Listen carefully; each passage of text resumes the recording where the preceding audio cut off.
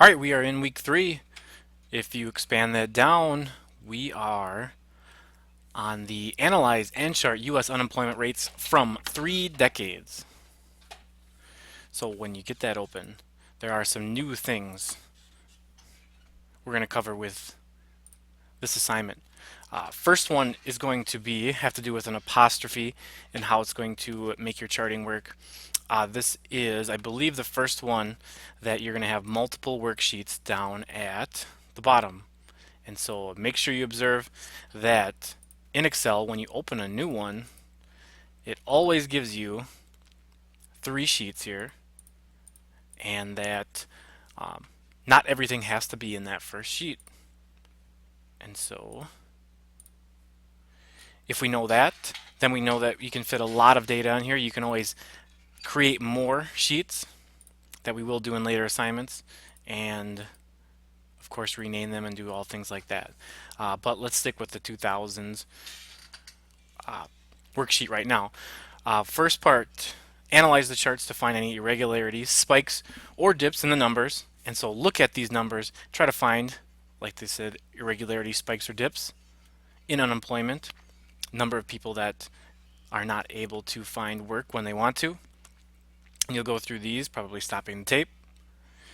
Then you're going to create these 2 line graphs here. Line graphs used best when it's something over time, because it shows the changes in progress over time.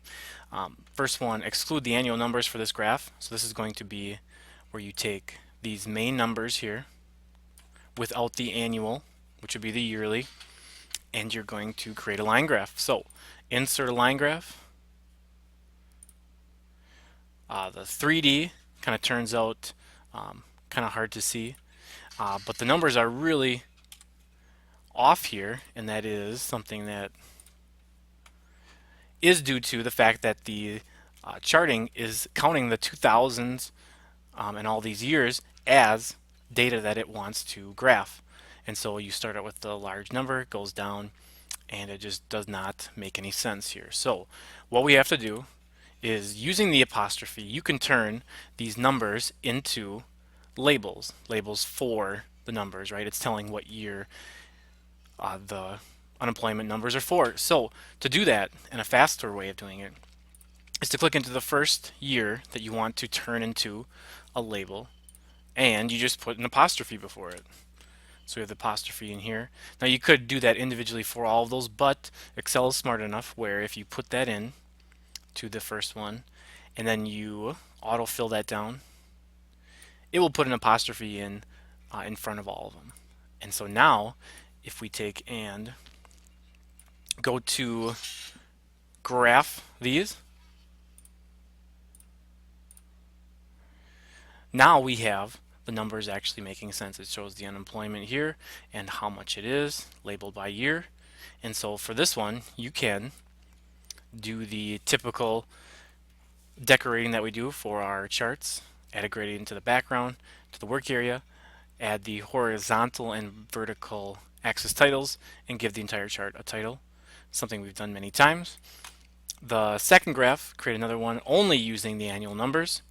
And so again, we're going to hold down on Control after we select this first column. We now hold Control to grab these. Now we want a line graph, which this one, less clogged, makes a lot more sense, easier to read.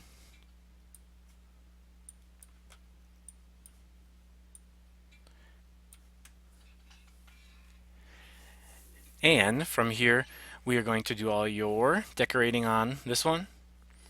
And so once you have the 2000s worksheet done here, we're going to go to the 80s. And it's going to be more practice getting this down. Just to show you quickly, if you did a line graph without making any changes, you have the year showing up and throwing off all of your graph here. So you just have to put the apostrophe at the beginning, autofill that down. Now you are able to create that line graph.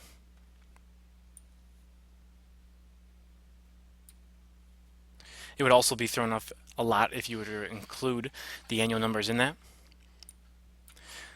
Next, another line graph with only the annual numbers. So we highlight these. They already have the apostrophes in them. And we have our numbers. Decorate it with these steps. The last one for the 30s, some numbers that you can tell have some fluctuation. They go from very low to very high, of course having to do with the Great Depression. And so you do still have to turn these numbers into labels so that it doesn't take that as part of the data that it has graphed in this one, which doesn't give us a great reading. Apostrophe.